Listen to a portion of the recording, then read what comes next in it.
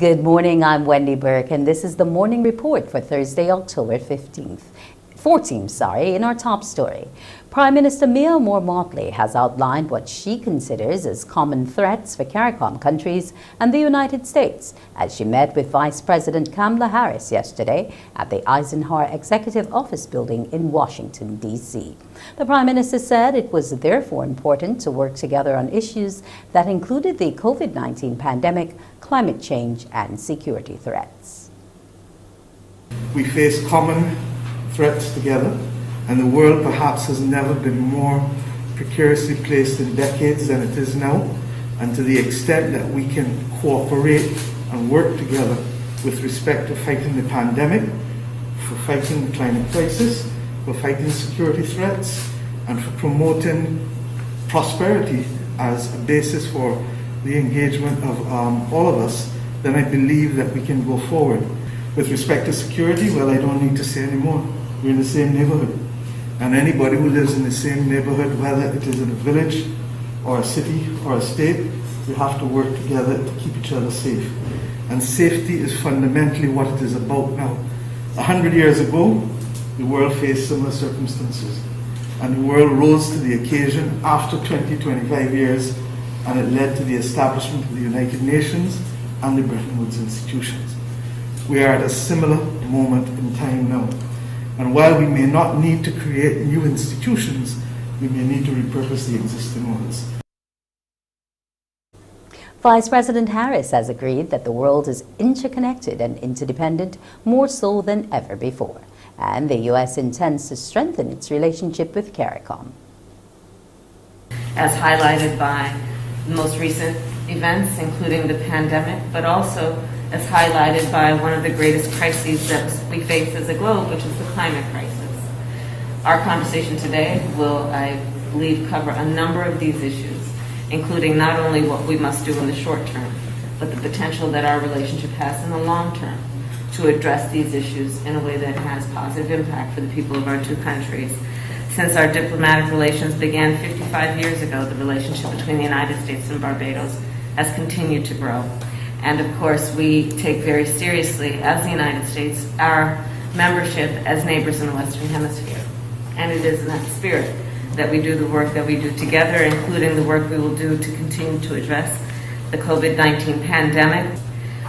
The work that we are doing together is to strengthen the economy of the region. You and I briefly spoke about that before we walked in here, and that'll be the subject of our discussion this afternoon. And then, of course, what we can do to assist in our collective determination to make sure that the people of our countries are able to live in a way that they are able to prosper and be safe. To that end, we have a long-standing relationship with Barbados as it relates to the safety of the region and the fighting of drug trafficking and transnational criminal organizations. The relationship between the United States and CARICOM is a very important one, which we intend as an administration, and I was just with President Biden, who of course expresses his welcome to you. It is an important relationship that we intend to strengthen. Whilst in the U.S., the Prime Minister, who left Barbados on Tuesday, will also be attending a meeting with the International Monetary Fund. Next on CBC's Morning Report, updates on the COVID-19 pandemic.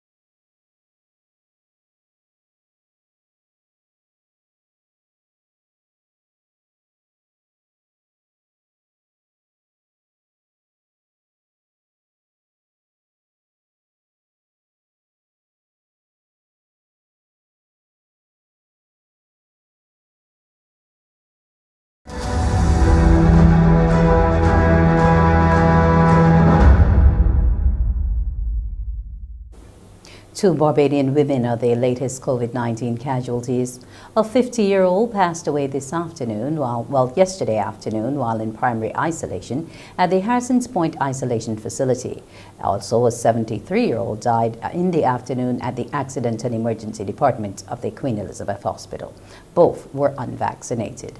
The number of deaths from the virus now stands at 106. Minister of Health and Wellness, Lieutenant Colonel Jeffrey Bostic, has extended condolences to the family and friends of the deceased.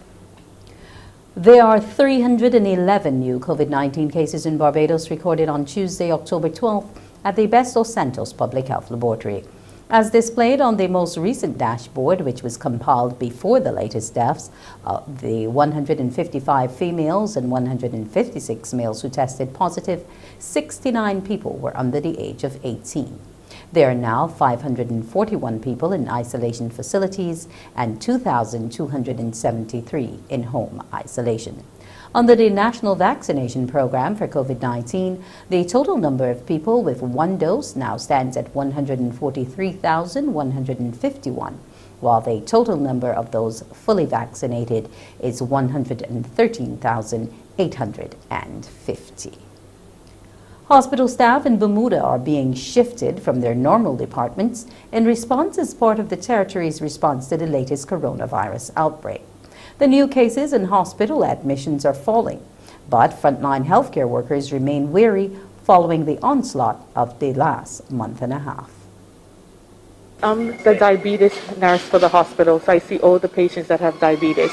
And because of the level 4 change, I've had to be moved to the emergency room, which is where I started out in the hospital previously. But it has been a big shift because it's really busy here. A lot of our patients come in with COVID. So you at least didn't have to retrain in emergency because you had a background. Have some nurses had to take on new knowledge from being moved to different departments? Yes, especially in the emergency room, we have nurses coming from the fracture clinic to help out here. So they would have to be, retrained in some areas that they're not familiar with. But they are nurses, so they do have the background. We have to just help them with the emergency side of it. Talk to us about some of the times it's been like in here. We've had patients that have come in with difficulty breathing, so we had to intubate them, and that's a team effort. It's not just one nurse in there, it's like 3 nurses and a doctor. So it's been very, very difficult, and everybody comes in, they have to have bloods, they have to have x-rays, so it does take a while for it to see one patient. And it's a team effort because once you're in the room, you're isolated, so you have to ask your colleagues to help you to get medications that doctors might order. So it has to be a team effort for everybody, but being short-staffed, it's not easy, but everybody just works together. The increase in COVID-19 deaths in Guyana has attributed to the spread of the deadly Delta variant. Minister of Health, Dr. Frank, says widespread vaccination is a necessity. We are trying to get as many people as possible. To get to herd immunity, it would mean that we have to be somewhere between 80% of our population, total population, to 90% of our population. And herd immunity now would vary, the percentage of your population that you have to immunize would vary because of the evolution of the virus. We now have the Delta strain, that is the dominant strain around the globe. And because that is more transmissible, you have to get a higher percentage of your population immunized so that you can prevent the spread of the disease. So if we are looking at the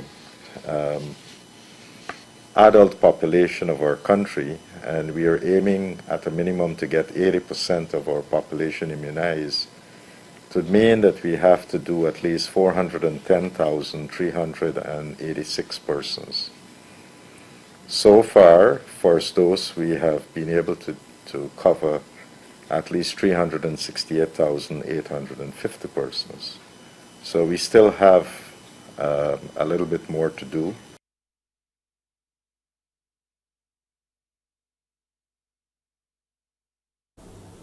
The U.S. government is stepping up its efforts to relieve the supply chain nightmare that has led to shortages of some goods, higher prices for consumers, and now threats to slow the economic recovery. Around the world, ports are congested as a result of the rapid rebound in demand for commodities and goods, as much of the global economy has recovered from the pandemic. Shipping costs have soared, and companies wanting to move goods around are struggling because there just aren't enough ships or containers available. Reduced factory output over the past 18 months and shipping logjams are being blamed.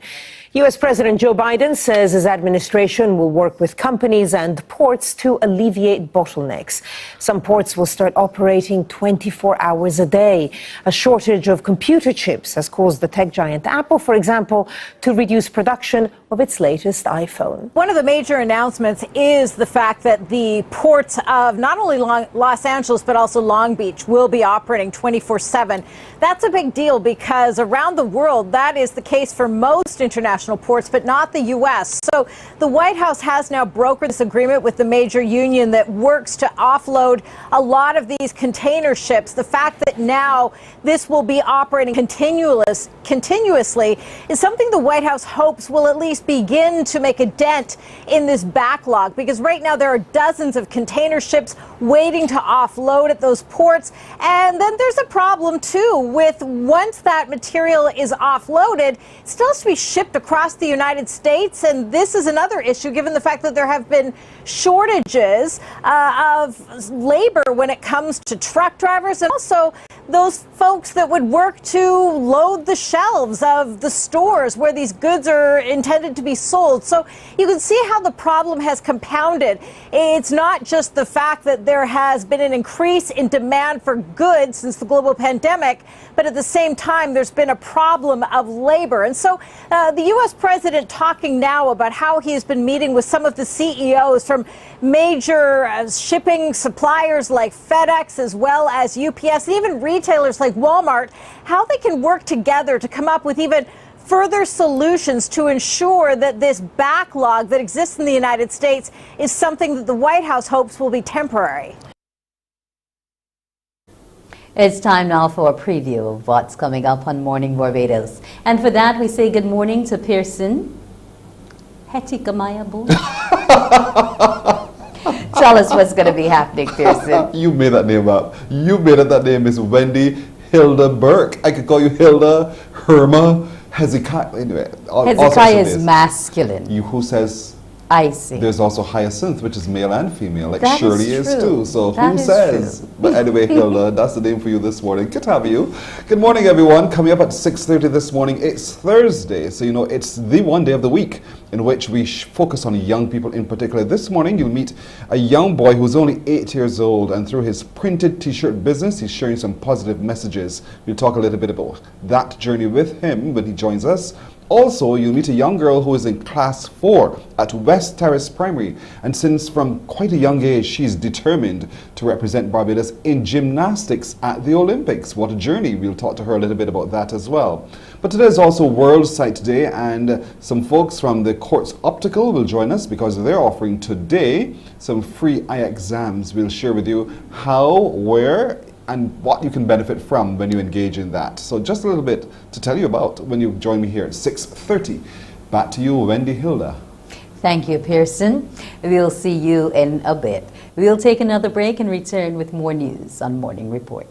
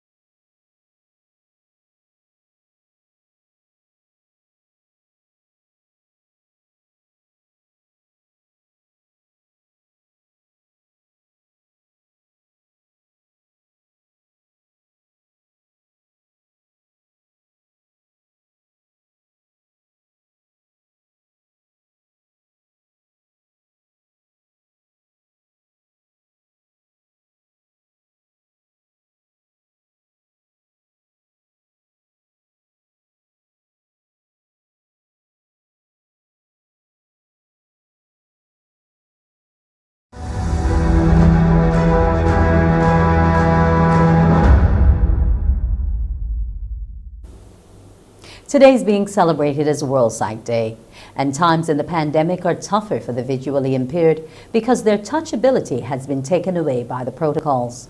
Morning Report spoke with Hyacinth Stout, a member of the visually impaired community, who explained some of the difficulties they're encountering as most of them are now confined to their homes. Right now, as we are unable to go out, usually when we are walking, the person would have to hold you. So with COVID now, it's very challenging for that to happen. So we stay at home and we would use the telephone to make our orders and such like. It is quite expensive, but that is the way it is. There's nothing else we can do right now. It's very difficult because the income is not there. You still have bills to be paid, food to buy. So it's very challenging for that person who is not working. Ms. Stout, who was not born visually impaired, says she's doing her best to cope. With the use of technology, she's doing online classes at the University of the West Indies. I lost my sight some 12 years ago. I had a detached retina and I had a number of surgeries that were not successful, and here I am. Things are going pretty good. All my classes are online. When I started UE first, there were face-to-face classes, and that went well as well. So then we had COVID and switched to online, and so far everything is going well. She also wants greater inclusion for the blind community in the society. World Sight Day, we will be focusing on eye health. That is getting your eyes checked regularly. If you have had any problems before, go and get your eyes checked. It's important that you check your eyes regularly. I would like the government to include us in everything. We supposed to be an inclusive society, include us in everything, not just some things.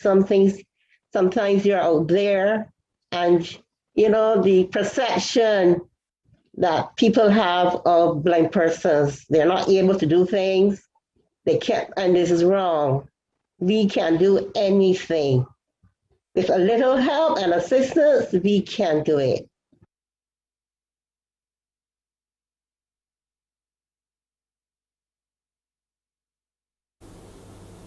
The 150 emergency houses being imported from China should be on island before the end of next month.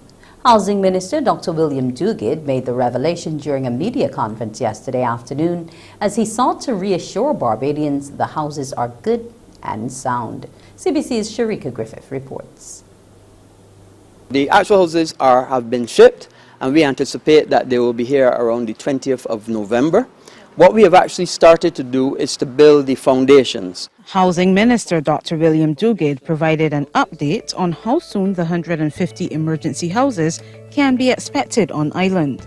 Post-Hurricane Elsa assessments, which have been more or less completed, show 541 houses damaged during the system will have to be rebuilt, while repairs number 421 for wooden houses and 225 for those made of wall. The National Housing Corporation so far has mobilized 39 contractors, and they've in fact completed 21 repairs so far. The Urban Development Commission has mobilized 28 contractors, and they've completed 8 repairs. And the Rural Development Commission has mobilized 28 contractors as well, and they've completed 4. So far from a repair point of view, we've in fact mobilized already 94 contractors to be able to do the work for the repairs.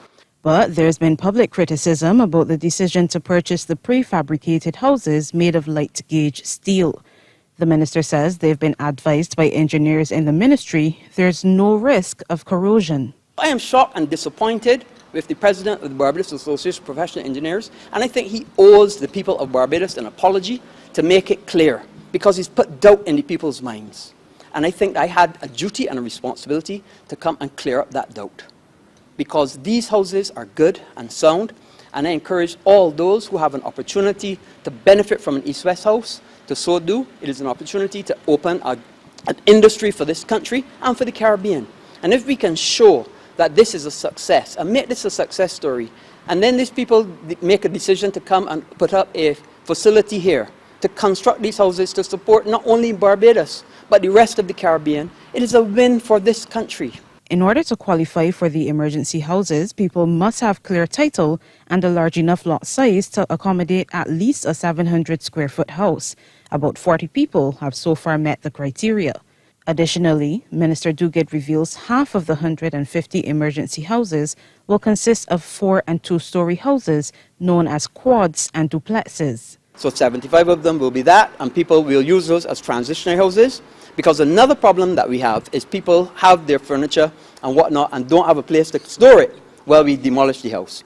Or they don't have a place to go because they have difficulty getting accommodation while we work on the house. So what we hope to do, once we get some going, we put them in transitionary housing of the same type, and then once we've completed their rebuild, then we move them back. Minister Duguid says areas identified for the quads and duplexes include Lower Burney, White Park Road and Haggett Hall in St. Michael, and Coconut Hall, St. Lucie. Sharika Griffith, CBC News. Russia has denied using energy as a political weapon amid surging prices across Europe that has sent gas bills in many households skyrocketing. Russia, one of Europe's biggest natural gas providers, has been accused of intentionally withholding supplies. Energy prices have hit record highs for various reasons, including high demand for natural gas as economies recover from the COVID-19 pandemic. Reducing taxes on energy bills and financial help for poorer households were among the recommendations laid out by Europe's Energy Commissioner to help member states shield consumers across the bloc from spiralling costs. Our immediate priority is to protect Europe's consumers, especially the most vulnerable. Second, we have to make our energy system better prepared and more resilient so that we don't have to face a similar situation in the future. Natural gas prices have soared in Europe in recent weeks, partly driven by a surge in demand as countries emerge from lockdowns. Natural gas accounts for a quarter of the European Union's energy needs. The majority of that is imported into the bloc from countries including Algeria, Norway and Qatar, but mainly Russia. Some say that the Kremlin is fueling the price rise by failing to boost gas supplies in order to pressure the EU to approve the controversial Nord Stream 2 pipeline. At an energy conference in Moscow, though, President Vladimir Putin said Russia was ready to increase supply. If they ask us to increase deliveries, we are ready to do so. We are increasing them as much as our partners are asking us. To avoid future energy crises, the EU Commissioner says countries must focus on transitioning away from fossil fuels to renewables. Hollywood's Captain Kirk, William Shatner, blasted into space yesterday in a convergence of science fiction and science reality, reaching the final frontier on board a ship built by Jeff Bezos' Blue Origin company. Engine start. 2, 1. Blasting off from the US state of Texas, Blue Origin's New Shepard rocket launches for another journey to the edge of our atmosphere. On board, a man known to millions as Captain James T. Kirk of the Starship Enterprise. Space, the final frontier. William Shatner first shot to fame in 1966, playing the iconic Kirk in Star Trek. Now more than 50 years later, he's boldly gone where no 90-year-old human has been before. What you have given me is the most profound experience I can imagine. I'm so filled with emotion about what just happened. It's extraordinary, extraordinary. I hope I never recover from this. I hope that I can maintain what I feel now. I don't want to lose it. Once free of the Earth's gravity, all 4 crew members enjoyed 3 minutes of weightlessness and a view of our planet that Blue Origin's owner Jeff Bezos hopes will eventually become more accessible to so-called space tourists. In a race funded by billionaires, having such a relatable crew member on board is being seen as a publicity coup. It's no secret that a lot of people who like space and space systems are Star Trek fans, so they'll immediately resonate with Captain Kirk in the seat on this passenger flight. It's my real honor to pin this on you. As the capsule and its crew safely return to Earth, fans of an iconic science fiction show that inspired millions celebrated the return of their fictional spaceship captain. Well, you couldn't pick anybody better, I think, from all of Star Trek to get to do that and to be looking at that new frontier. I think really it's bigger than Shatner, right? I mean,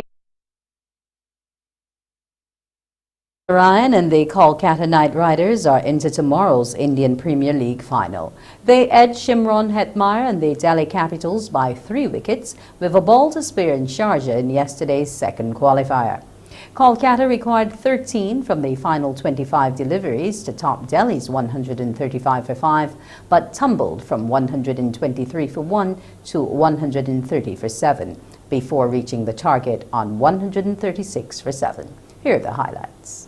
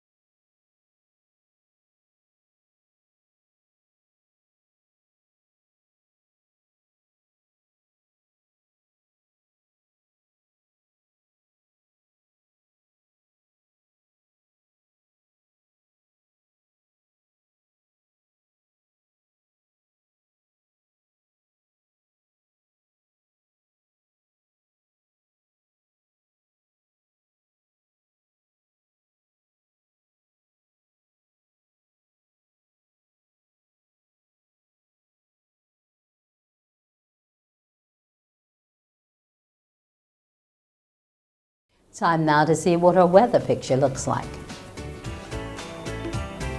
In Barbados right now, it's partly cloudy with some haze at 27.4 degrees Celsius, but it feels like 34.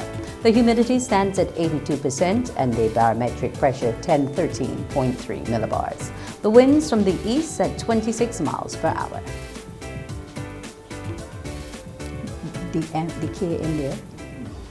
The low tide is at 5:26 p.m.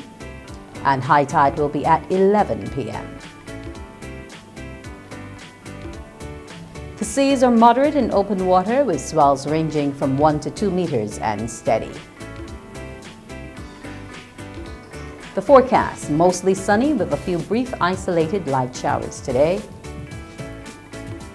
while tonight should have clear skies with cloudy periods with a brief scattered light showers. Over in the Lesser Antilles for today and tonight, partly cloudy with a few brief scattered light showers. Here now is a look at the international cities.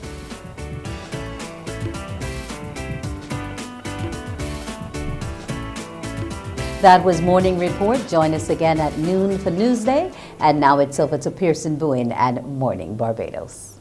Wake up, wake up, wake up, wake up. Barbados, get up. Good morning. Good morning, Barbados. Good morning.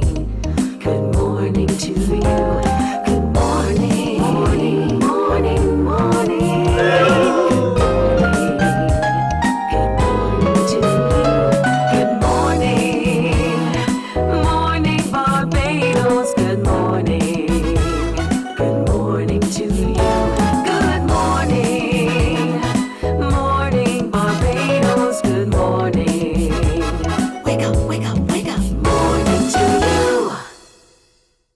Hi, good morning everyone. Welcome to Thursday. Today is indeed Thursday, the 14th of October 2021. I am Pearson Bowen, welcoming all of you here in Barbados or across the globe. And we thank you every day for waking up with us, watching us on your TV screens or watching us on your mobile devices as well. If you're on our YouTube channel, thank you so much for joining us. And to those of you on our Facebook streams as well, good morning. Welcome to Thursday. Remember to like our page, Mornin Barbados, MORNIN Barbados, on Facebook.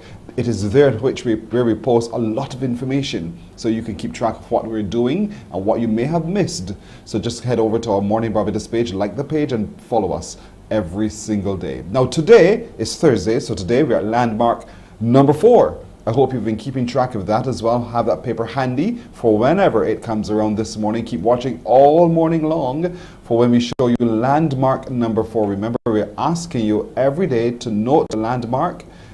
Keep all that information because tomorrow is the final landmark and then you will submit all 5 each per day.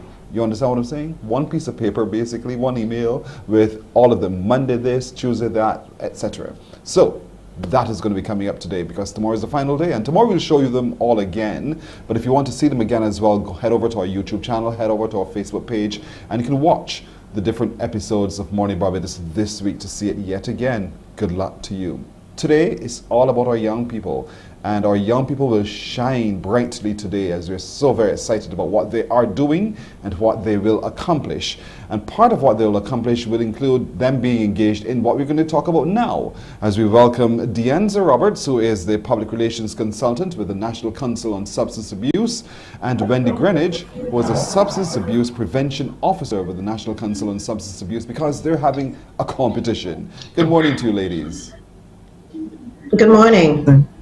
Welcome. This competition is entitled Tap Into Water, Not Alcohol, and it's going to be on TikTok. You're finding them in their space where they live. So Deanza, tell us a little bit about the competition and the shell of it, how it works, and what do you expect these young people to be able to do? Good morning, Pearson. Good morning, Barbados. Thanks for having us. The competition Tap Into Water, Not Alcohol. What we are asking young persons to do is to do a 30-second video as to why they should drink water and not alcohol. We want them to make it interesting. They'll be able, it's for children between the ages of 9 to 18 years old, and they will be winning some great prizes.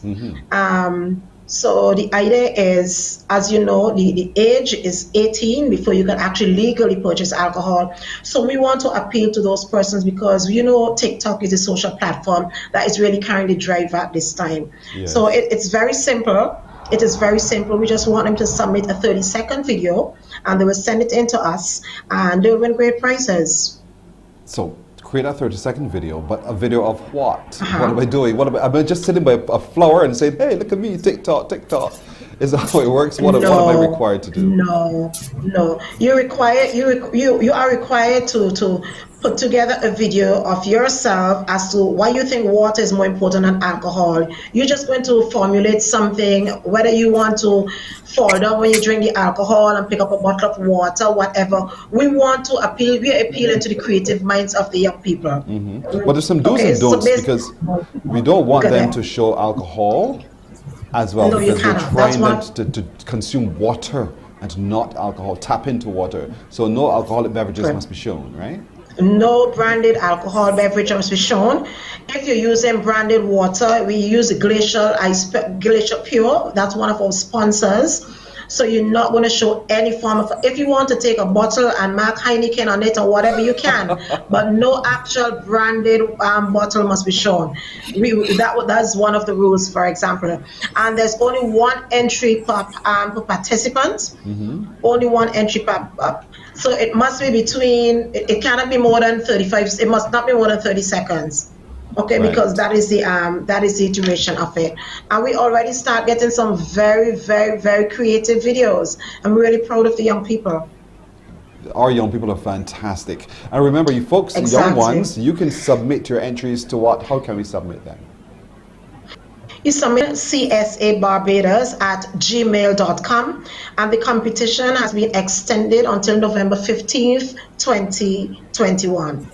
All right, we're trying to change behavior here, and so Wendy, let's talk a little bit about that, because young people, we see sometimes they're reaching for those substances that we hope that they would not, but yeah, they do. And so we're asking that young people to change their behavior by tapping into water, and so we're meeting them in their own space. But what's the incidence of young people actually consuming alcohol? What's going on that you're observing? Well, our latest primary school report indicates to us that alcohol is the predominant substance that our children are using, and most of them are getting it from at home. If you think about it, the majority of our homes have alcohol in them, and alcohol is just about everywhere. Children are going to observe people drinking at parties, they're going to observe them on the streets, they're going to be able to see them on TV. So they see people drinking alcohol just about everywhere. So it's not surprising to find that alcohol is the predominant substance. Of course, then we also will have tobacco to a lesser extent, and also marijuana that children have said, yes, that we have used or we have thought about using. And this survey was done amongst the class 3 and class 4 students last year.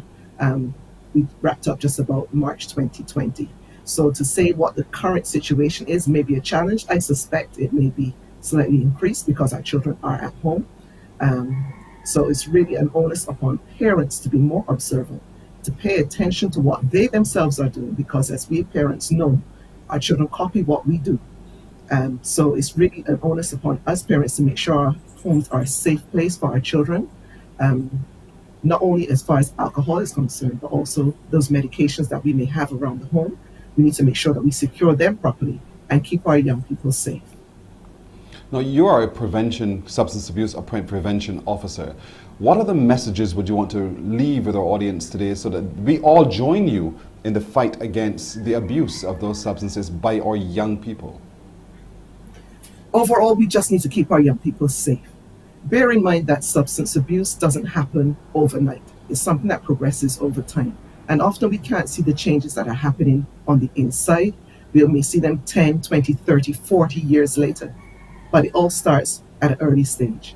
So the longer we can keep our young people safe and away from these substances, the better it is, not only for our families, for our communities, and for our nation as a whole. And really, we need everybody to get on board with this effort so that we all can have a healthier Barbados as we go forward. And so, Deandra, it is really important that all of us as adults practice what we want to preach. So if we're going to stand on the pulpit and say, tap into water, we must ourselves practice what we preach. And I'd like to hear your point of view on this as well. How do we begin to get that message into the skulls of people so that we see the change in behavior that we would want to see? Well, as you rightly said, Pearson, we have to practice what we preach. And it is very important that we, for example, even in terms of the branding of what we do, it is very important that we don't do certain things in front of young people. If, for example, we're going to give them the facts in terms of what they should not do, we shouldn't do it as well. And that's what we've been doing at NCSA. And just as Wendy said, for example, even in the homes, in the society, at the shops, for example, you don't send your young child to buy you a beer, for example, whether the child look mature or not. So we really have to get that in. And we have been driving these messages right across our social media platforms. We've been driving it through our programs at the NCSA. And we just want to, at the end of the day, be the example for these young people. Absolutely. So we have to be an example for these young people. We must. And part of that is to be the gatekeeper as well. So shopkeeper, if you see a child walks up to you, and even if it's not a child, you say, no, I don't think this is for you. Be able to say, no, we have to be the gatekeeper, or it will just be a floodgate opened up where all of these things can happen. So this competition is part of the response to this. We're in an interesting, cute way, but still creative. We begin to see the behavioral change that we want. So just walk us through one more time, Deandra, about the competition, the deadlines, the forms of entry, and those kinds of things. Okay, so it's Tap Into Water, Not Alcohol. That's a theme, and it's a TikTok competition. I must give kudos to Barbados Water Authority and Glacial Ice, our sponsors. Participants between the ages of 9 to 18 can participate. 1 entry per participant. The competition, of course, is not open to any children of NCSA staff. The video should be not more than 30 seconds. All videos must reflect the theme, and no, very important, no branded images of alcohol should be used in any of your videos. No branded water except glacial ice should be used. So you can use a glass of water, but once you get to the branded water, it must be glacial pure. Submit all your videos to NCSA Barbados at gmail.com. For more information, you can call us at 535-6272, and you can follow us on our social media pages. Remember, tap into water, not alcohol. And our deadline for submissions is? November 15th, 2021. All right. The competition was launched on September the 30th. All right, so we got some time, little ones, and it's just you 9 to 18 years old. Use the same device that you use to do other things. Use this device now to be a part of this TikTok challenge and win some really fantastic prizes. But most of all, you're resonating a positive message. Tap into water, not alcohol. And if you do it in this medium, of course, those your age as well, little ones, younger ones, they too will hear your message and they will get it. Just like you, let's change the behavior among ourselves, and then we'll change the behavior among other people as well. So, tap into water, not alcohol, by the NCSA. We encourage you to participate. We want to thank you, Deanza Roberts, Public Relations Consultant, and Wendy Greenwich, Substance Abuse Prevention Officer with the National Council on Substance Abuse. Best of luck with this competition. We are urging all young people to engage those between 9 and 18 years old. Of course, for more information, give us that number one more time to call. 535-6272. Got it. And of course, we post that poster on our Facebook page, Morning Barbados, as well. Thank you so much, ladies. Best of luck. Thank you. Thank you. Thank you so much. You're very welcome. Morning Barbados continues this Thursday morning, right after this. Morning, morning, morning. Good morning. Good morning to you.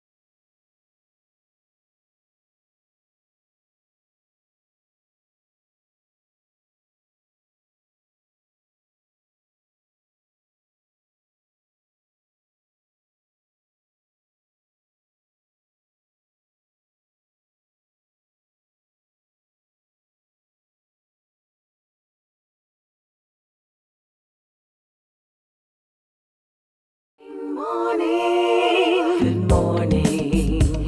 Good morning to you. Don't forget, keep watching for that chance to spot today's landmark in our Spot the Pink Ribbon competition. Keep watching, it's coming soon. But let's meet another of our exceptional young people this morning who is quite young, quite diminutive, but very powerful when she takes up the instrument she plays. She is Aliyah Trotman, who is a saxophonist. Good morning to you, Aliyah. Hi, good morning, everybody. I know your face. I know you. How are you doing? I'm fine, and you? I'm very well, thank you for asking. How's your mother? My mom literally just said, "Oh, is Pearson doing your interview?" I was like, "Yes." And then she went to the whole story. You know the history story that parents like to go on as soon as they find out that you're talking to somebody that they know or they grew up with. So I have a history lesson just.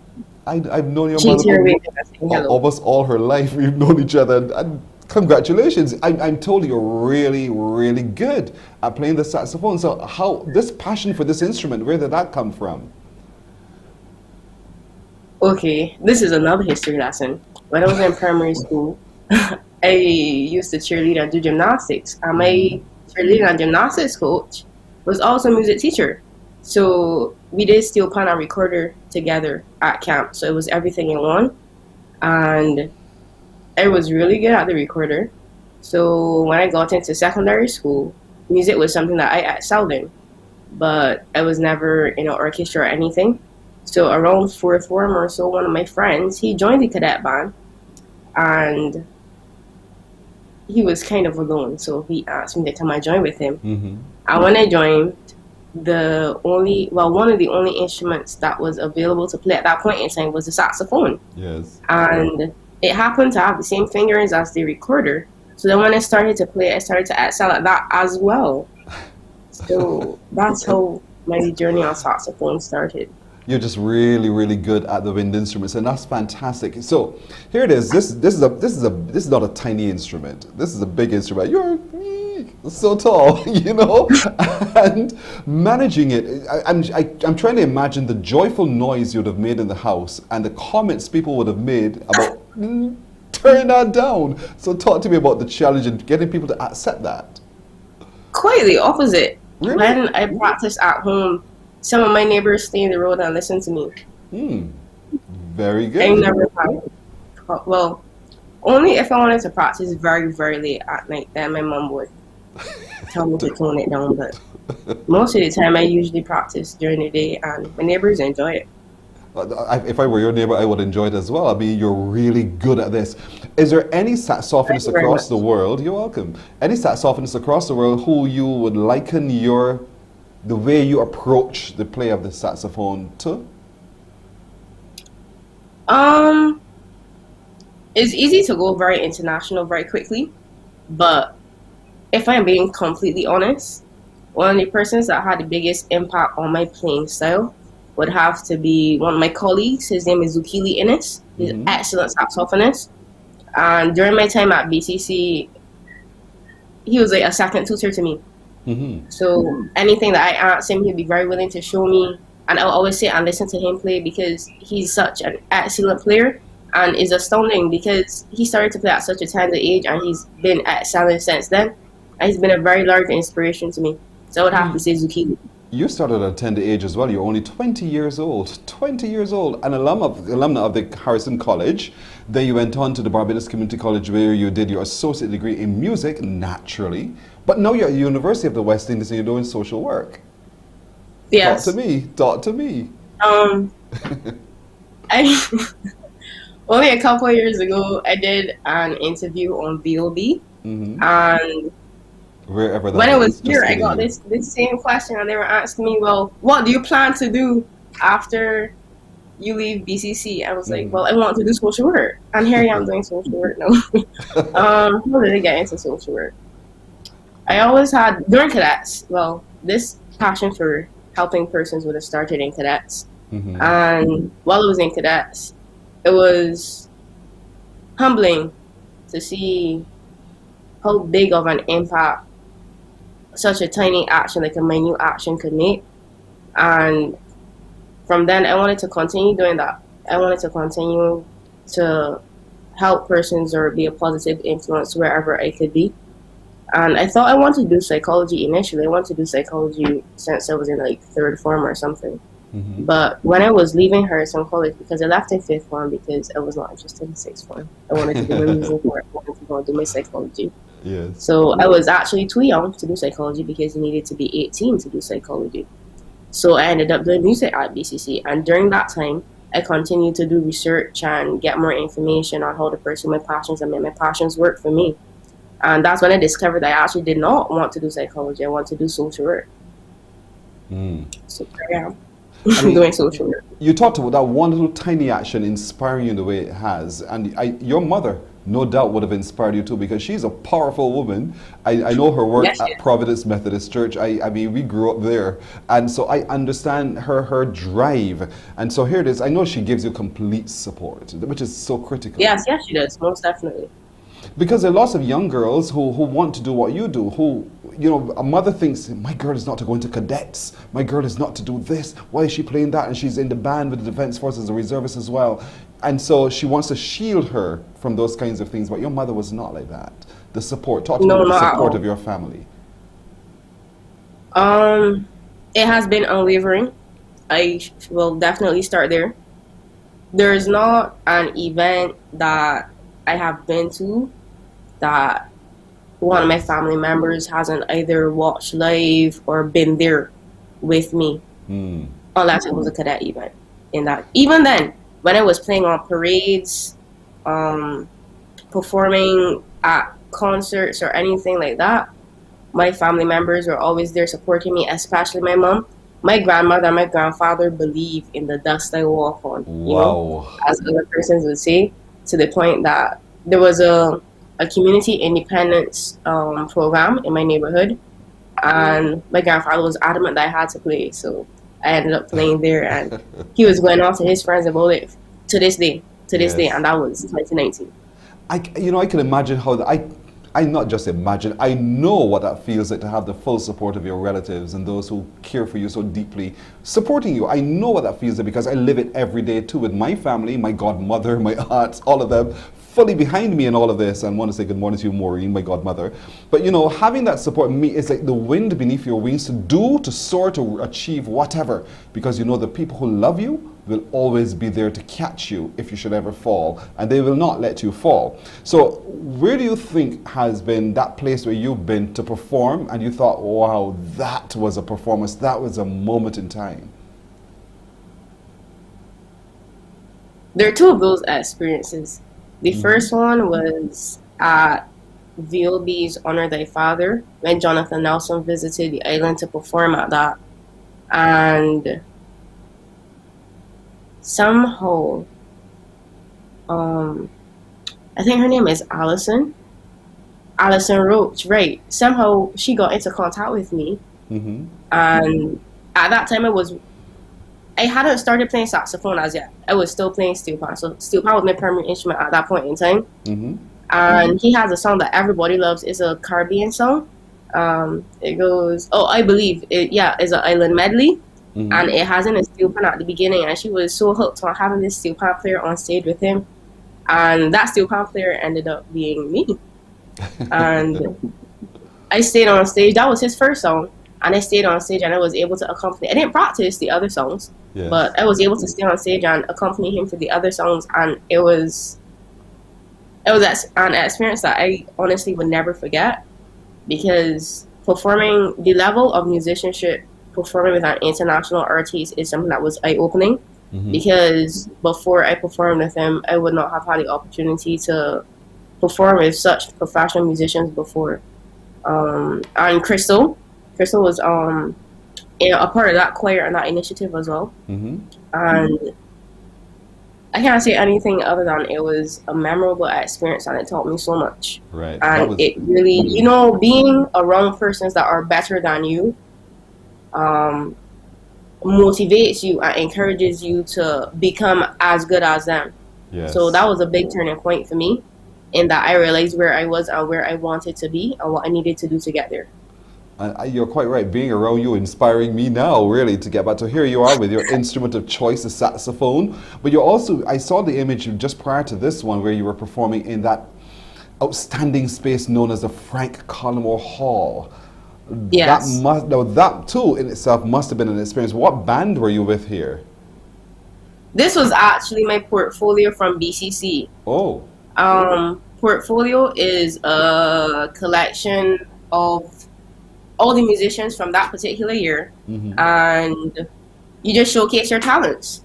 Everybody was encouraging me to play the saxophone, but I saw that there was a market for arranging, as I'm very into calypso. I love the crop over season. I love tense. I love that. So I took one of my favorite songs, like Crystal Cummins' Beckles Holder, and I arranged it with a couple of other songs that I would have heard, all calypso songs, and I made it into one big arrangement. And I got together some of my musician friends, and I said, well, look, this is what I want to do. I arranged this song. I want y'all to play for me. We practiced, and that's what I did. I conducted my own arrangement. So that was you. We were saying, wait, is that Aaliyah there, the conductor? And yeah, that was you. Well done, Aaliyah. Yes. Well done. Well, thank you very much. You're very welcome. Now, this whole, so you're dabble in arranging. There are a whole host of other things, because you're not just single tracked. You're quite multifaceted as well. So let's talk about some of the other things that you have a passion for. I do a lot of things. I tutor, I volunteer. I love animals. I really do love animals. And as of recent times, per my grandfather's influence, I actually started to take motorsports quite seriously. So I've been working with Nadia Sudin, who has been appointed the chairman of promoting the initiative Women in Motorsports in Barbados. It's an international initiative, but in Barbados, she's the head of that. And I've been working with her as of recent, and I've been all over the island, driving all types of cars, having fun. And I have to tell you, that's where I am most of the time. That's what I do with most of my free time now. Yes. Yeah. Yeah, because I met you. Because my grandfather is a mechanic. Yeah. A well-respected mechanic, and my mom, she used to navigate at Raleigh. Really? She did win. Yes, she won a trophy. I think she navigated with Trevor Whitehall. She navigated with Trevor Whitehall, and they won one of the all-stage rallies. And I'm just following in her footsteps. Sharon, we got to talk. Sharon, we got to talk. I did not know this at all about your mother. I saw her as just the church girl. Just kidding you, you know. But this is fantastic because a lot of what you're sharing with us this morning is so inspiring for other females in particular. I want you to speak to them now about following their passions, following their dreams, and not being limited by what society defines as their typical role. What do you say to them? I'm going to say to them what I say to each of my cadets. I always tell my cadets that life is a game of choices, and your choices start to shape your given trajectory. You have to decide for yourself what you want, and you have to go after that, regardless of what anybody thinks. Because at the end of the day, you are the person that has to live with every single choice that you made. So if it is that you want to go this direction and somebody else is telling you to go that direction, you have to know for yourself what you want to do and how any choice that you make is going to make you feel, because you're the person that has to deal with the consequences. So my advice to anybody is to follow your passions. I am not saying to make rash decisions. I am saying to sit down, think about where you are, think about where you want to be, and make decisions incrementally that will get you there. That is my advice to anybody. And that is excellent advice, Aaliyah. Quickly, just tell folks if they want to book you, tell us how we can book your talent. You can reach out to me on Instagram, Aaliyah JL. That's my first and second name. That's ALIYAJAEL. It's all one word. And you can find me on Instagram, or you can type in Aaliyah Trotman as well, and you will find me on Instagram. And all right. We'll find you. I will book you. Yeah. Aaliyah Trotman, it is my immense pleasure meeting you again this morning and to share with you, with the folks, your story. Thank you so much for joining us. You are, for us, one of our exceptional young people, and I want to continue supporting. We're encouraging all Barbadians to continue supporting you as well. Just achieve. Just do you. Do you, Aaliyah. You're doing it very well so far. Best of luck. Thank you. Thank you very much. It was my pleasure. It definitely was my pleasure. See, it wasn't so bad, though? Your mother was right. Aaliyah Trotman, thank you so very much for having me. Have a good day. We're coming right back after this with more on Morning Barbados.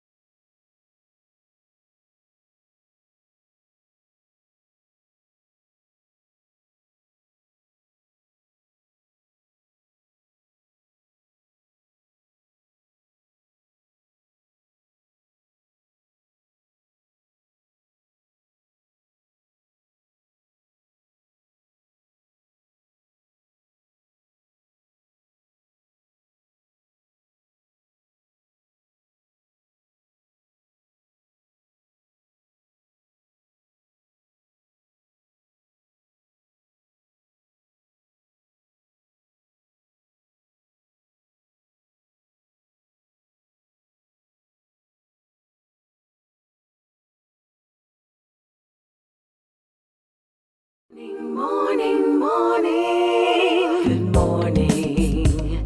Good morning to you. What a way to start our day. 7 o'clock, time for us to take a look at the news. And here is Wendy Burke. Prime Minister Mia Motley has outlined what she considers as common threats for the CARICOM countries and the United States as she met with Vice President Kamala Harris yesterday at the Eisenhower Executive Office building in Washington, D.C. The Prime Minister said it was therefore important to work together on issues that included the COVID-19 pandemic, climate change, and security threats. We face common threats together, and the world perhaps has never been more precariously placed in decades than it is now.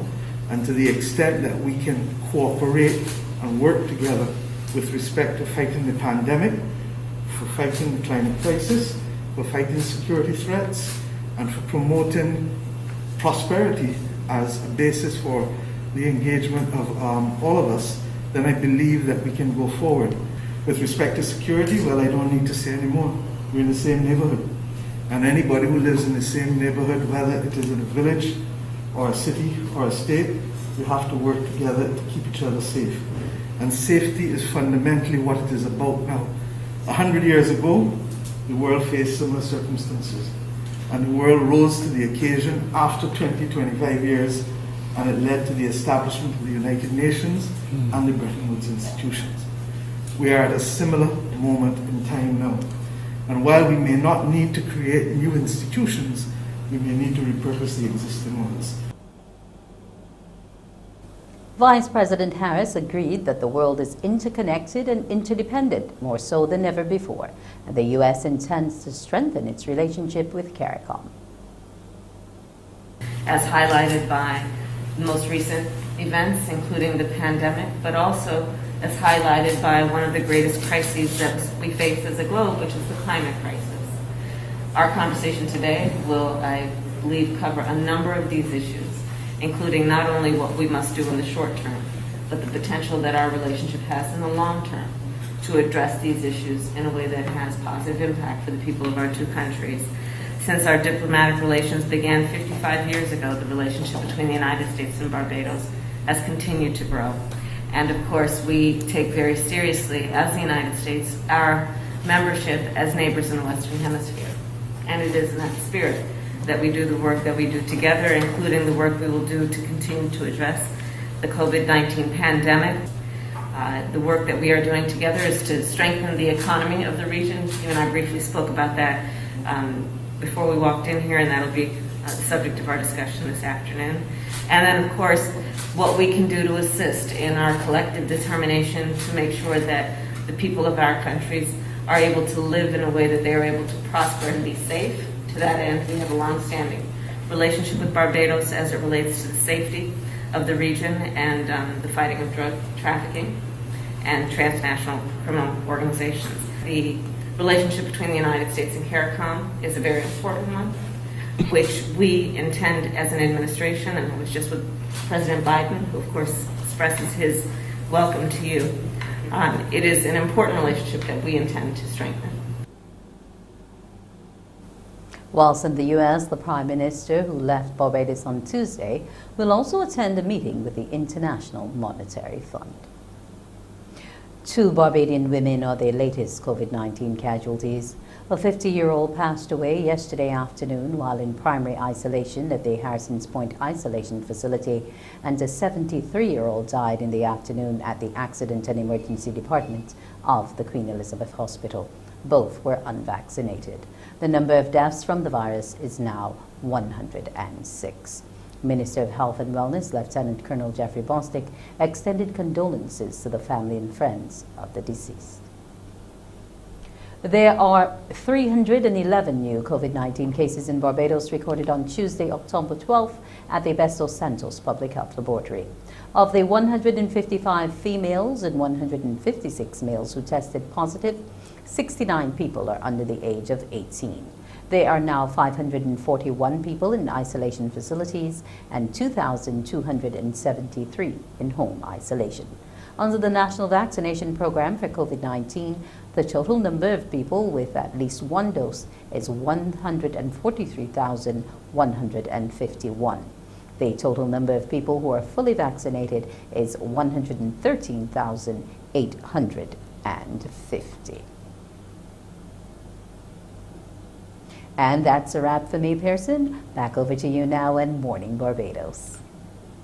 Thank you, Wendy. And speaking of vaccinations, let me take the time this morning to say good morning to the nurses and staff there at the Randall Phillips Polyclinic. They were at the Christchurch Church Hall yesterday. That's where I went for my second vaccination yesterday. Nurse Porter, thank you for making the whole experience, both shots, such a pleasure. You made it so very easy indeed. The process was seamless.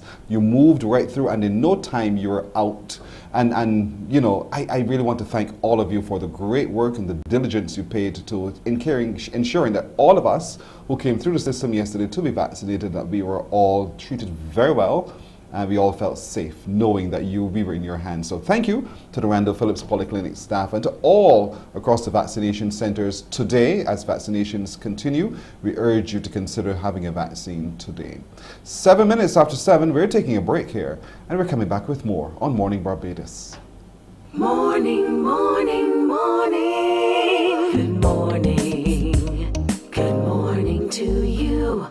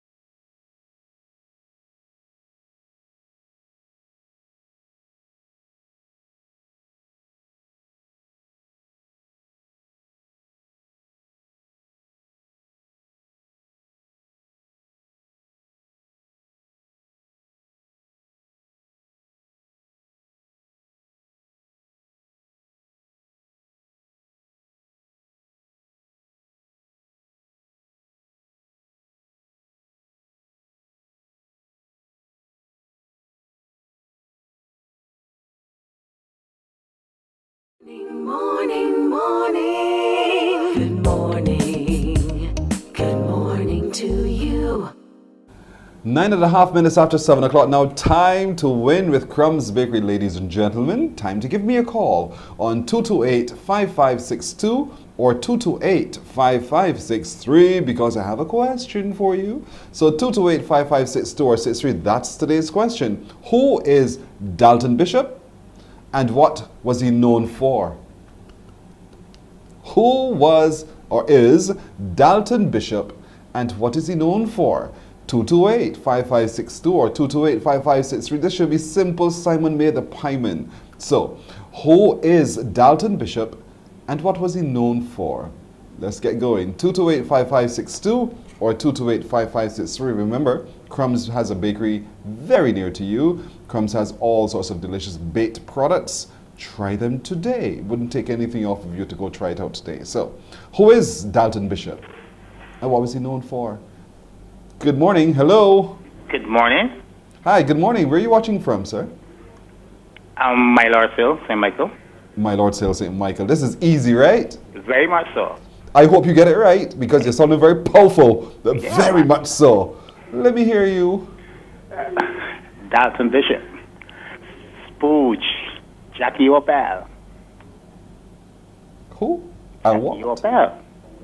Who and what? He's known for the spooch. Look very carefully at the name again, Dalton Bishop.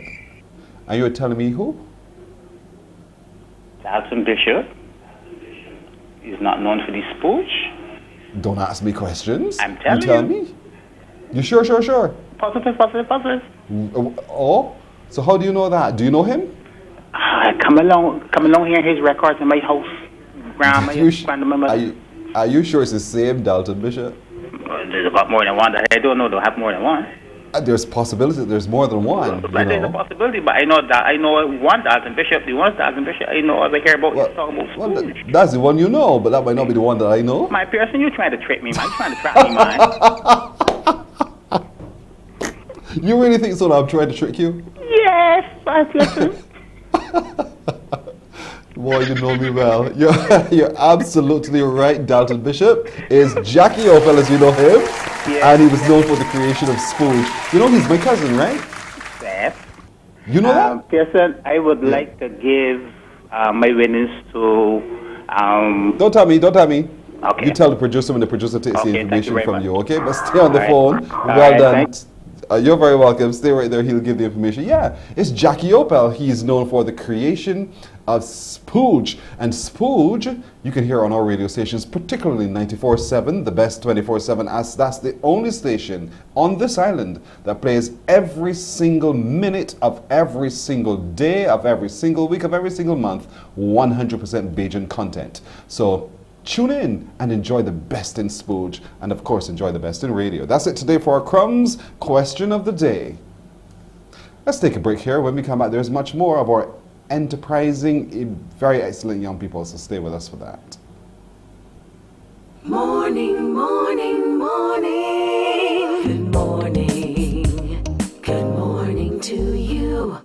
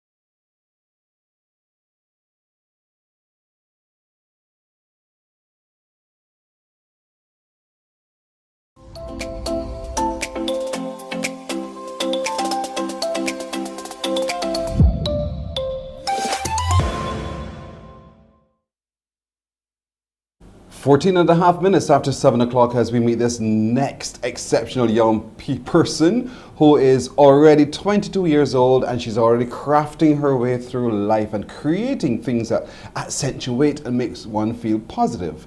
Her name is Zoe Bovell. Zoe, good morning to you.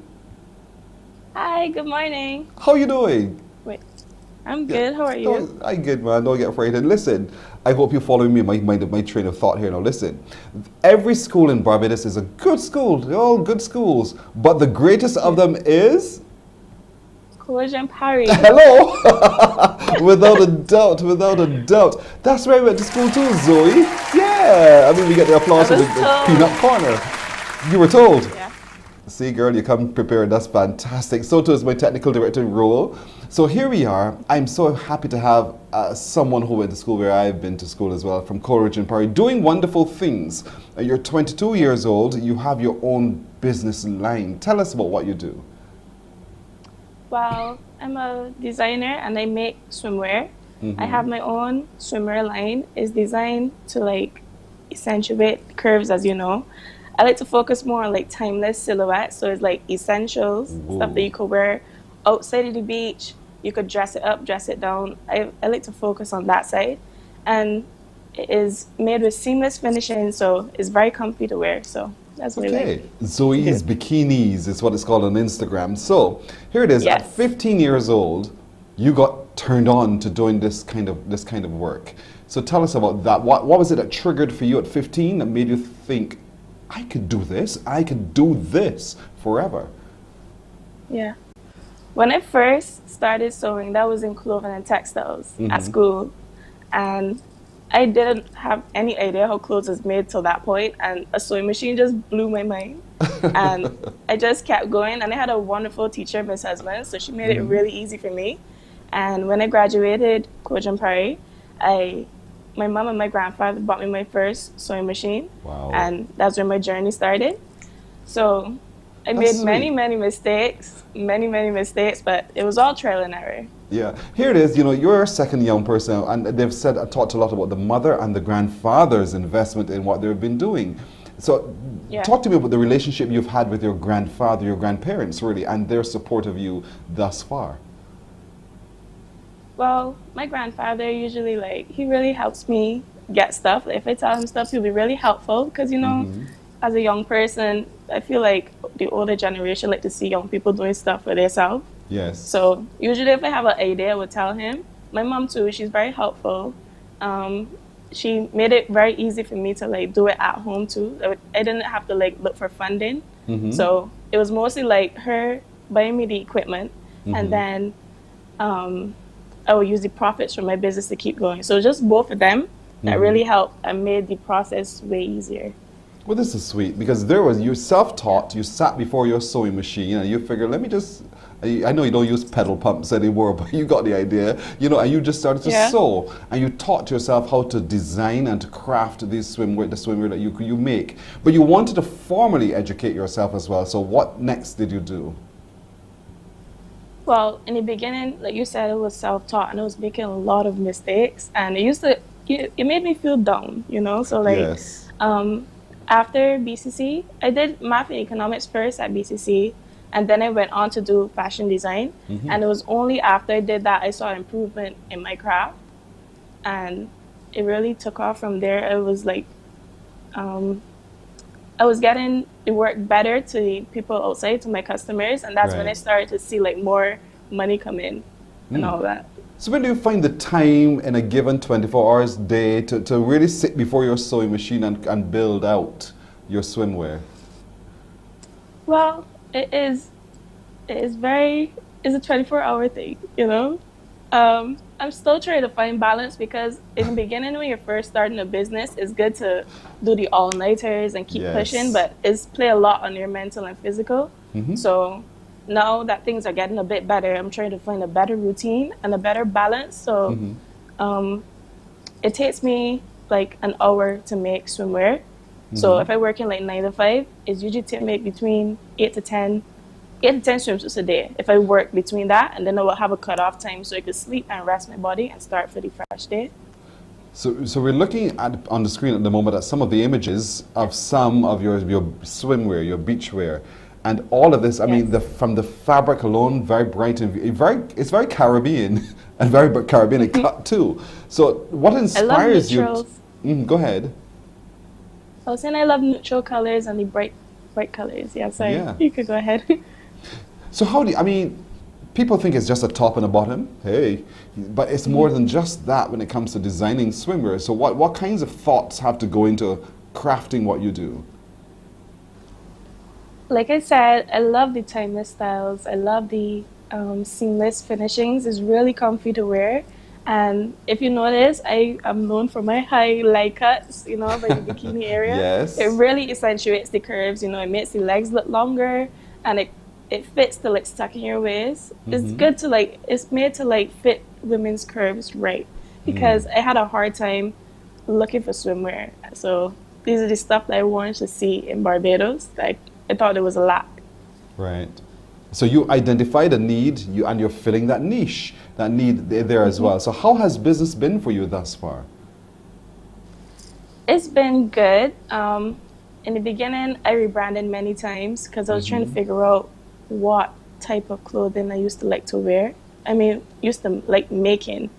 Being a very shy individual, I spent many summers not liking how my body looked in a bikini. Mhm. I looked for stuff in stores. I couldn't find anything. Right. So I decided to make my own. And that was in 2020 is when I started Zoe's Bikinis. I used to sew before then, but it was in 2020 I opened Zoe's Bikinis. And I think people really liked the styles I was bringing out. And I was really happy with that. It was only in 2020, no, before too, when I was doing stuff for Weeting, the revamps. Yes. I gained a lot of popularity from that too. So it was that really taught me how to like make swimwear, really, because you know, revamps were like the bikinis and really upcycling from a t-shirt. Right. So that made me realize I enjoyed making swimwear, and then that's when I went on to Zoe's Bikinis, and Zoe's Bikinis have been doing very well from the day it opened till That's now. fantastic. So, is it one? It can't be one size fits all. So, for anyone who's watching today, who wants to have you, Zoe Bovell, craft the swimwear for them, how do they contact you? You can contact me on Instagram or WhatsApp. I have an order link in my bio to make the order, but if you would like to contact me before to ask about pricing, sizing, everything, before you need to order, you can let me know. I have sizes from extra small to extra large, but if you would like a custom size, you could come to me and get measured if you're not in my price, not my price range, my sizing range. Yes, yes. So, you custom make to suit the body type. So, what you said we can WhatsApp you to what number? 842-1134. 842-1134, or you can go on Instagram to Zoe's Bikinis, Zoeys Bikinis. Spell out for yourself, folks. Get it right, and you'll find her right there on Instagram. And something tells me you are going to be really, really great at this. Managing the money, managing the process, all of those things. Who helps you with that, or do you do that all on your own? It's all me, and it's you know, as young entrepreneurs, we have to like balance it. The customer care, the money, the labor work, the packaging. It's all get a little heavy, not heavy, but like a little overwhelming. So right now, I'm still learning how to like find balance. You're doing well, Zoe. You're doing so well. I am immensely proud of you today. And so today we wanted to salute you as one of our exceptional young people, but most of all, we want people to support you. And that's it for us every day, everybody. We want you to support our young people. Remember, you can WhatsApp Zoe at 842-1134. 842-1134. Or there she is on her, there we are on her Instagram page, Zoe's Bikinis. And you can see, you can place an order right there as well. You can check out the size guide, the lookbook, the colors, ask questions, and see as how other people wear it as well. And you know what? When you wear Zoe's Bikinis, you are wearing brand. You're not just wearing any ordinary thing, you're wearing brand. So Zoe Bovell, my Coleridge and Parry girl, thank you so much for joining us this morning. All the best indeed. Have a beautiful day and enjoy it, because you're taking the ride of your life and you'll do very well at it. You, for us, one of our exceptional young people. Thank you. Thank you very much for having me. You're very welcome. You're very welcome. She's made this old boy proud. A CP girl. 25 minutes after the hour. Hey, something's coming right after this break.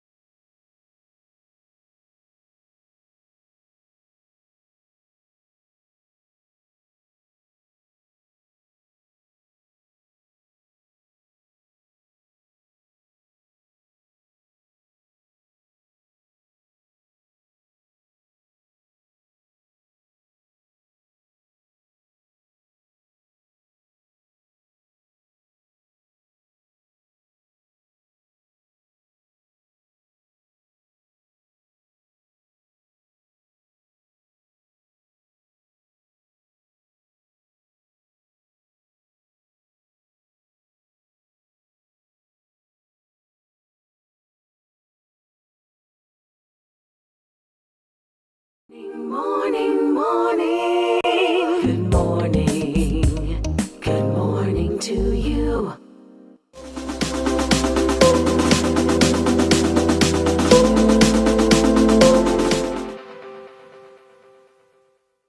I told you something special is coming. You should have had your pen and paper ready because it's time for us to play Where is the Pink Ribbon? Where is today's pink ribbon? We're looking at landmark number 4. Note today's date. It is Thursday, October 14th. October 14th, Thursday, October 14th. So, where's this? This is landmark number 4. Look at your screen, everybody. Quick. Look at your screen. Can you identify this landmark?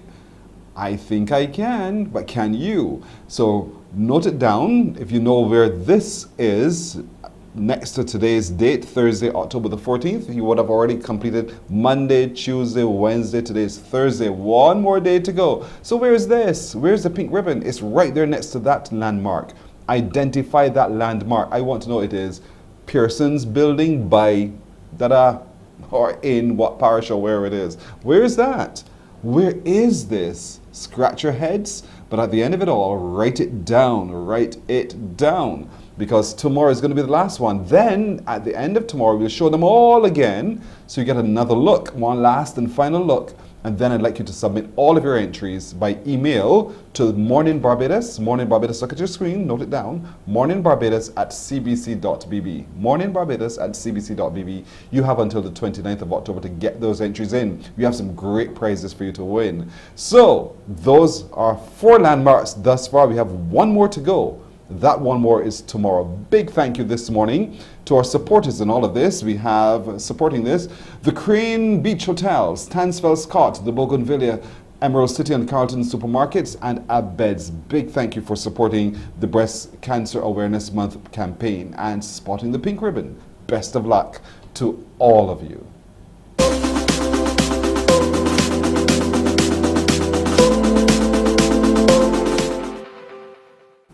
28 minutes now after 7 o'clock. Today is World Sight Day. We say love your eyes. Quartz Optical joins us right now to encourage us to do more in loving our eyes. And joining us to talk a little bit about what they're offering is optometrist Shari Edie. Shari, good morning to you. Hi, good morning, Pearson.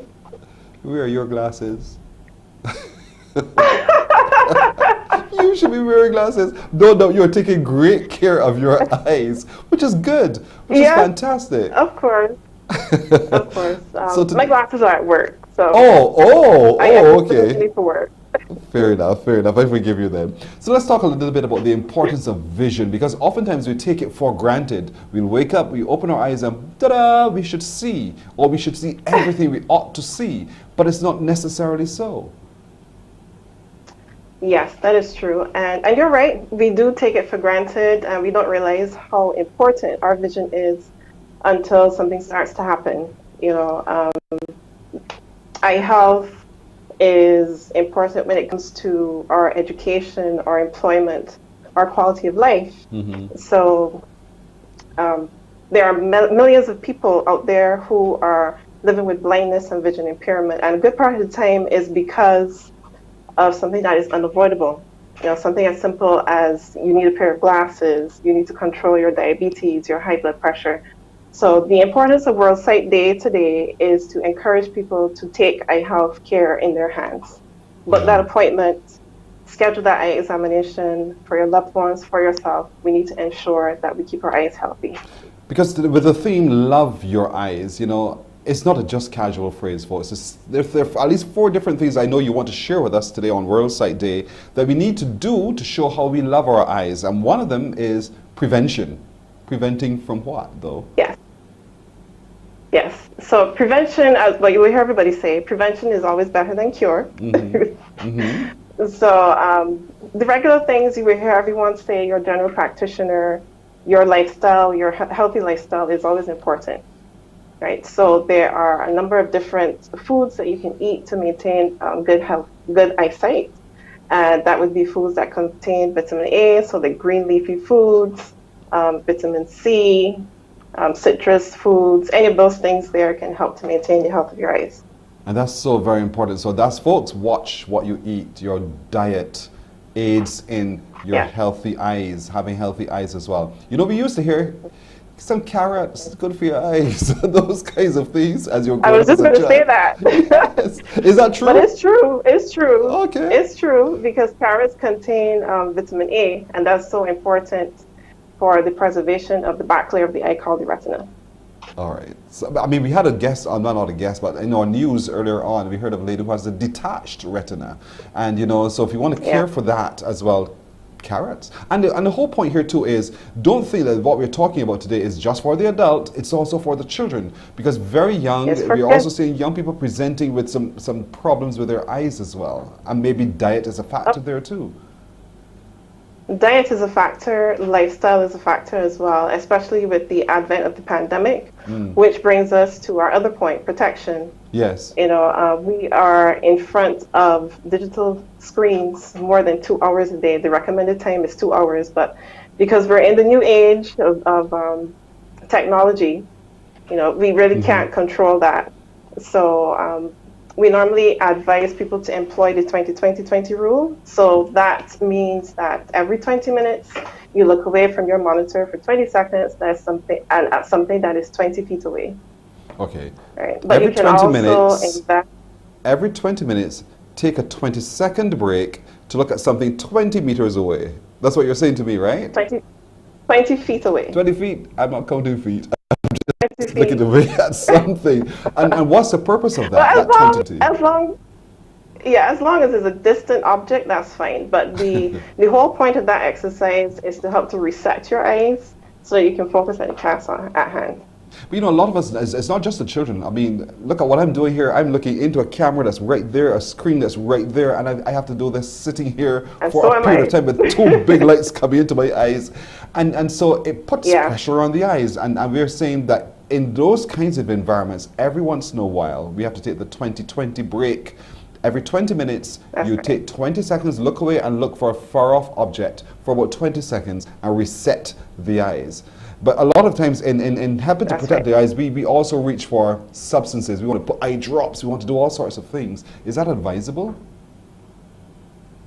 Eye drops are fine because we call it computer hygiene. When you're staring at a monitor, you probably don't blink as much as you should. And when that happens, you dry out the front part of your eye. So artificial tears are fine. We also advise that you invest in a pair of glasses with a coating called anti-reflective coating and a blue light filter. So that helps to reduce the glare that comes off of digital screens, and it also helps to protect your eyes from the blue light that comes off of the digital monitors. Does it change the look of my lens with this blue thing? Blue filter, it does. You might notice a slight bluish tint to your glasses. Some people like it; they find it attractive. Yeah, some people do. But in the work I do, I can't afford to darken my lens. You know, that it creates. It sends a different message. No, it's not. It's for use in the sun. No, it's not. No. Your lenses always remain clear, right? The tint is not a tint per se. It's just like a slight color, right? Okay. Well, that's good to hear. A slight color to your lens. And then there are people who work in different environments, whether you're doing carpentry, masonry, and so there's a lot of dust and stuff in the air as well. How do I care for my eyes? I love my eyes and protect my eyes in situations like those. Right. So in those situations, we always advise that you use safety glasses and safety goggles that wrap right around the front part of your eye so that the dust particles don't get in. Okay, so that is important. We talked about sunglasses, safety goggles, all of those things in those different environments. I love the 20-20 rule. I'm never going to forget that from today. The 20-20-20 rule. 20 minutes, every 20 minutes, take 20 seconds, look away at something far off, or at least 20 seconds, and you're good to, you're resetting the eyes as you go. Then the third point is... It helps. It helps. Trust me, I know what you're talking about. So then the third point is to preserve. How do we preserve our sight, or as best we can preserve our sight? Right. So in preserving, we are encouraging you to have your annual examinations. In some instances, people need to do every year. In other instances, it might be every 2 years, as long as you don't have complications. But if you have like non-communicable diseases, diabetes in particular, You should have your eyes checked every year. Children, especially because with growth we expect change, they should have their eyes checked every year. But outside of that, every 2 years is fine. You say also ensure a detailed medical history of your eyes is obtained. Why do you think that's important? Yes. Well, we do a comprehensive eye examination. So in doing that, we let you know what is going on. We always encourage you to find out about your family history because there are some eye conditions that are hereditary. For example, glaucoma. And glaucoma, a good part of the time, people are not aware that they have it until they have their eyes tested. And a good part of the time, I should say a good part of the time, but sometimes they reach us when they're in their advanced stages. But so we're trying to prevent that from happening. To know your history, but also to have your regular checks so that you can catch it as quickly as possible. And while you can't stop it, you can delay its progression to getting worse. Yeah, and that's what's important. And then the final in the 4-point plan is prioritize. Yes. So make it a habit to schedule your eye examinations. That's what we're trying to stress here. You know, don't let 3-4 years pass, although that's not too bad, but don't let 3-4 years pass without having your eyes tested. And for kids, don't let the year pass without them having their eyes tested. We want to make sure that everything is healthy and that the prescription of your contact lenses or your glasses remain current. As with everything else, you know, schedule it near your birthday. That way you'll remember for sure, you know, to do so. So, for instance, I do my yearly checks. You could do that. Yes, I do my yearly checks. And my yearly checks are always scheduled around certain things, whether it is Christmas, December, or January birthday. So you cannot forget that's the time that you go to have your I love you day. You know, where you have I love my eyes day. So I have that moment when I can sit and have my full examination, so I'm fully aware of my eye health. And that's so important today. And part of what you're doing at Quartz Optical as well on World Sight Day is offering us the opportunity to also be in control of our eye health. What's Quartz Optical offering?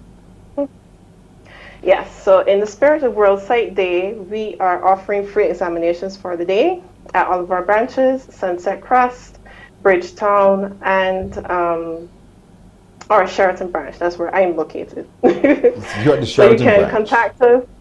Yes, please. So you can contact us at the Sheraton branch, 622-1751, Sunset Crest, 622-1712, or Bridgetown, 431-6850, extension 2300. All right. And I saw you have some other promotions there, but yes, we have that ongoing as well. Stylicious, where you get 10% off your frames and lens packages. I'm listening. If you're doing cash, and 20% off if you're doing higher purchase. I'm getting excited because I need to change my frames for sure, you know, so that's great. So all of this is all being offered at Quartz Optical today. Folks, if you call ahead, because, you know, we don't want a rush of people, one, and because we're monitoring all the protocols, and we want to make sure we ensure that we follow those protocols as well. Book your place. Is this free eye exam only for today, or can I use tomorrow as well and avail myself of this freeness? It's only for today, but what I would say is that our eye exams are usually free for kids up to the age of 15. Okay. I can regress. But then the eye examination, let me retract that. The eye examination for adults is free once you're purchasing your frames and lenses with us, and this is after today. That is something that is always ongoing. Fantastic. That's really great to hear. So folks, I urge you to take advantage of this today. Know your eye health. Love your eyes. Go find out today at all the 3 branches of Quartz Optical, Sheraton Mall, Sunset Crest, and Bridgetown. Know the status of your eye health so that you're better able to prevent any negative onset of your eye health. You don't want to have to go blind if you can prevent it. And so here it is with Quartz Optical, an opportunity being presented to you today, but call ahead and make your booking and be a part of it. And it's a great opportunity to get the children along as well, because their eyes also need to be protected against all sorts of things. And all of the options you can discuss with our optometrist while you're there as well. Shari and her team will be very excited to share with you better ways that you can protect your eyes. Take care of your eyes, love your eyes. They're the only 2 lights we have in our orbit. So thank you so much, Shari E, the optometrist with Quartz Optical, for joining us this morning. I hope you have a lot of people coming by today, because I think it's so important that we all do this today. Thank you. Okay. Yes, thank you very much. You're very welcome. Morning Barbados does continue right after this. Morning, morning, morning. Good morning. Good morning to you.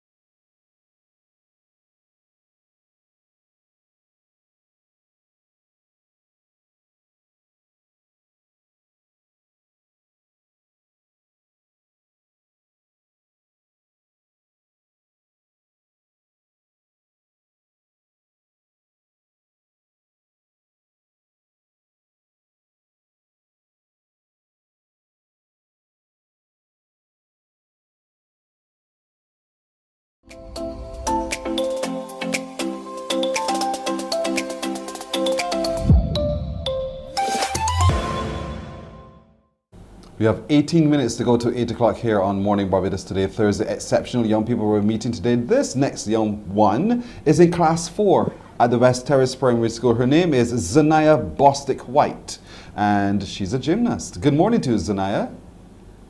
Good morning. Good morning. Do they call you Naya for short? Yes. I knew it. I knew it. Well done. Here it is. You are a gymnast, and I'm told that from a very young age you were interested in flipping and jumping and all of those kinds of things. Why? What is it about gymnastics that you love so much? Well, I just love flipping and doing all sorts of cool stuff. And then You just love that.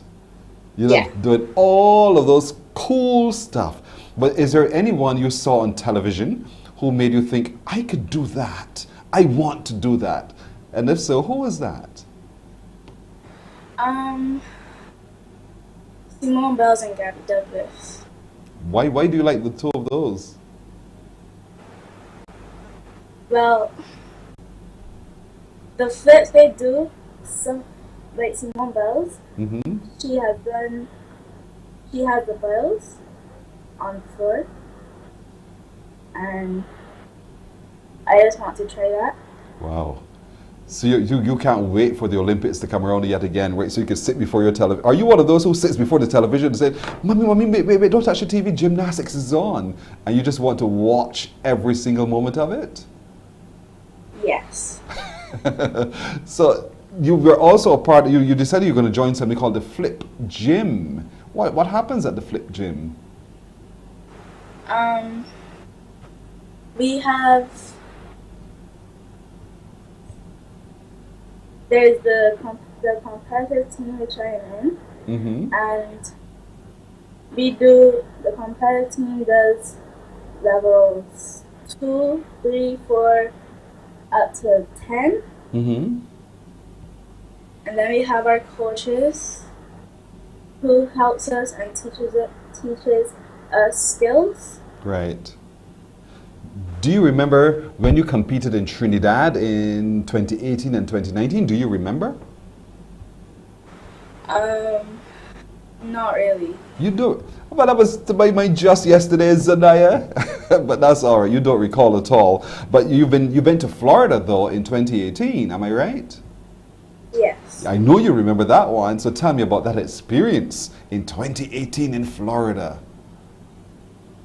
Well, in 2018, there's 2 competitions, and we have to compete in both of them. One is called the Magical Classic, and the next one is the Presidential Classic. And to me, the Presidential Classic is harder. It was harder. Why was it harder? Because there are girls from America and all different parts of America, and they're really good. Mm-hmm. So and the judges judge hard. So if you do one mistake, that's points off. But you did well. You placed 4th and 5th in respective competitions, so you beat out quite a number of them. That must have made you feel so proud, right? Yeah. That's great. Now, there we are. We're watching some of you. Is this you on the bars? Yeah. Aren't you scared? I was nervous before I started, Mm-hmm. and then while I was doing it, I just focused, and then when I landed, I was happy with what I did. I am happy with what you just did as well, because let me tell you, you took on something that I could not do for real. And there you are. And so what's your future? What do you think you'd want to be? Do you want to take this on seriously and become an accomplished gymnast? Yes. Wow. What do you think it takes to do that?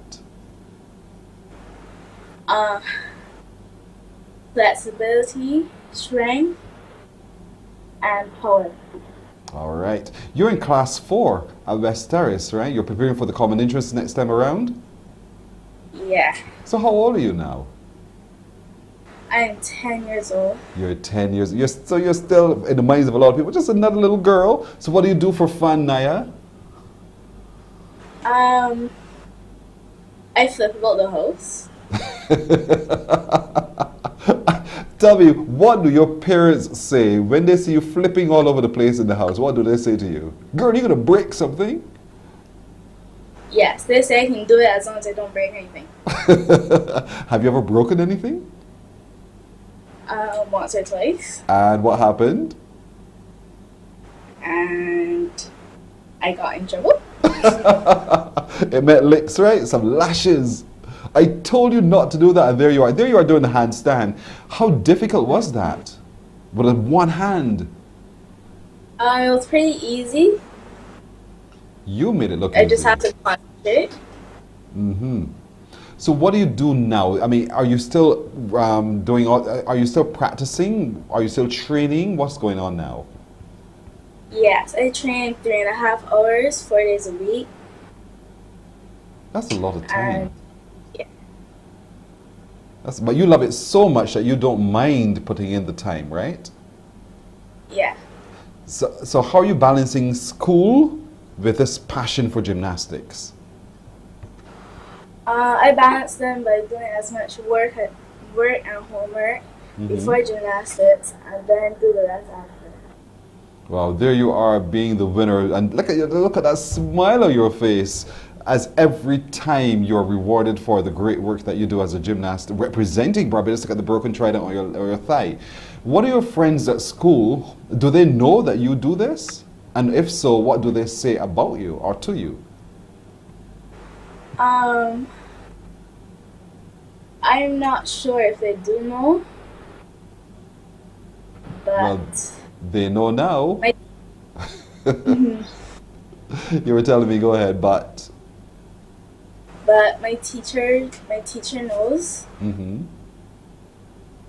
and she says you do excellent work. Yes. I think you do too. So for lots of young girls your age who are watching today, who also love Simone Biles, who also are passionate about gymnastics, but don't know where to start, what would you advise them? Well, you can start by going to Flip Gym. That's a good start. Flip Gym. Yeah. And then when they get to Flip Gym, they'll be in the gym, which is at least 3 to 5. And they'll grow and develop all the way through, right? Yeah. Do you have to eat differently? Do you have to eat a special kind of diet so you stay fit and strong and light? Yes. So what do you eat? Mostly just salads and protein. Were you always that kind of a girl, Zanaya, who loved to eat salads and proteins? Yes. Yeah, from the time you remember yourself as a little girl, you've always loved salad? Lettuce is my favorite vegetable. You see that? That really truly makes you exceptional, because you know a lot of young people your age turn their noses up to salads, to green things. They don't want that. Vegetables, no. But there you are, you're saying no, no. You've always loved it, and so naturally it's easy for you to continue eating your salads. Zanaya Bostic White, I am so proud of you today, and you're in class 4. I know you'll do very well in your common interest exam when it comes around, but I also know you will eventually become that gymnast you have your focus on. And we wanted to salute you today as one of our exceptional young people. Here's your floor exercise. And wow. You have to practice quite a lot for this? Yes. Once we learn them, we just have to keep doing them over so we don't forget them. Right, right.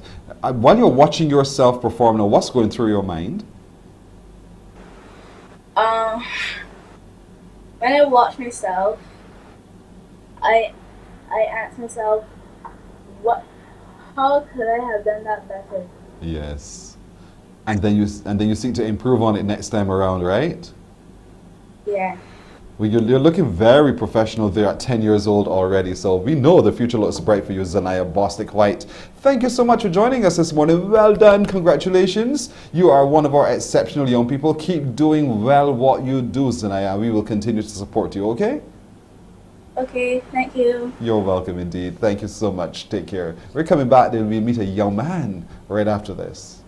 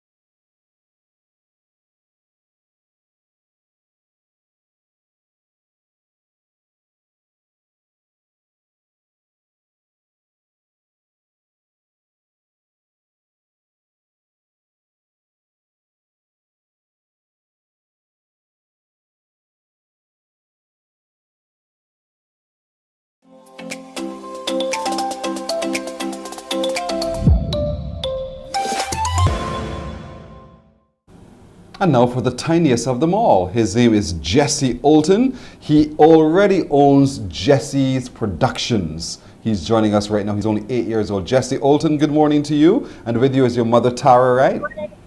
Good morning, Jesse. Good morning, Tara, as well. So, Jesse, I'm told that you're a very fun young boy. So, and you love technology as well, right?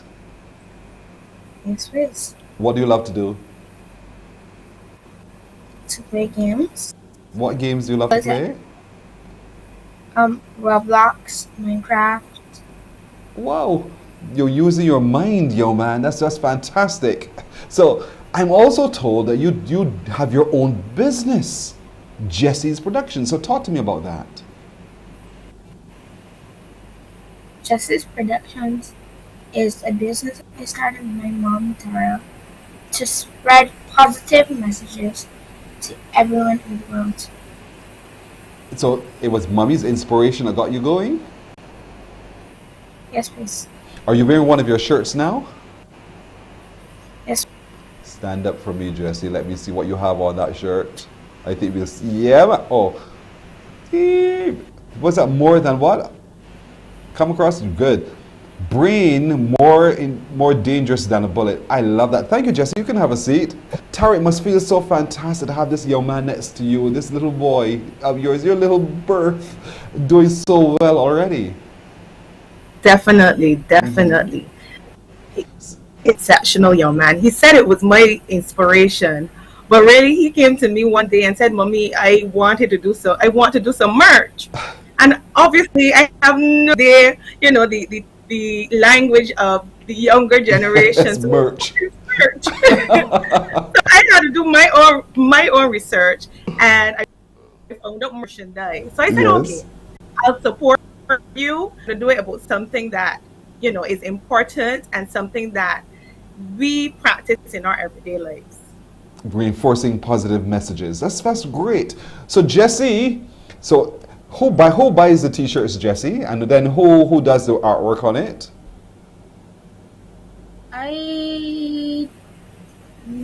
Well, a lot of people buy shirts. I do not know the artwork. Your mom does the artwork. Create the artwork, Right. but a printer, he means the printer. He doesn't know the printer, but we go to a printer here Right. locally, and we get the printing done. These are so cool. These t-shirts are so cool. I love them. Look at you, Jessie. Look at you. I love it. And that's the whole point. There are different messages. Even babies can be a part of it. I call it babies. Young ones can be a part of it. I can do all things through Christ who gives me strength, who strengthens me indeed. And so, Jessie, you have your own business, J Pro for short, but Jessie's Productions. What do you think you'd want to eventually grow up to be? Because you're only 8 years old now that you have a taste of business. When I grow up, I want to be a doctor, a teacher, or a policeman. Oh, well, fair enough. Fair enough. And these are all people who influence people. A doctor, a teacher, or a policeman keep law and order. They make people better, and they inspire people by their teaching as well. So, Tara, where can people who are watching today get a hand on these shirts from Jessie's Productions? Well, persons can contact us at 845-385. Say that again. Or they can visit 845-3825. Right. They can contact us via that number. Or they can visit Instagram. They can type in j.pro246. And they can reach out to us via that social media platform. Or they can contact us via our email, j.pro@gmail.com. So many ways. j.pro246 on Instagram. Call 845-3825. Those are the numbers and the ways to contact Jessie's Productions to get a copy of these inspiring quotes on your chest. You wear them very proudly. And look at that. That little boy, along with his mummy, they're the ones behind Jessie's Productions. And they're doing it very well. Jessie, thank you for joining us this morning. We're very proud of you. We're very pleased with the work you're doing. And Jessie, you keep that up. I'm sure also who go to Charles F. Room are watching you this morning and they say, look at Jessie, look. Thank you so much, Jess. Thank you. And thank you to Tara. Thank you so much indeed. Aren't they quite an inspiration, ladies and gentlemen? That's what we love to do on a Thursday morning. We love to share with you the goodness of our young people on this island. And we hope that in doing so, it inspires other young people to be just as good or even better. And let's all celebrate their achievements as we go. That's it for today. Thanks to my producer Nadia Foster, our technical director Roel Ford, our sound engineer Christopher Blenman. A small crew, but we look forward to seeing you every morning. And Tamisha, who is at Master Control. Take care, everyone. We'll see you again tomorrow. Wake up, wake up, wake up, wake up. Barbados, get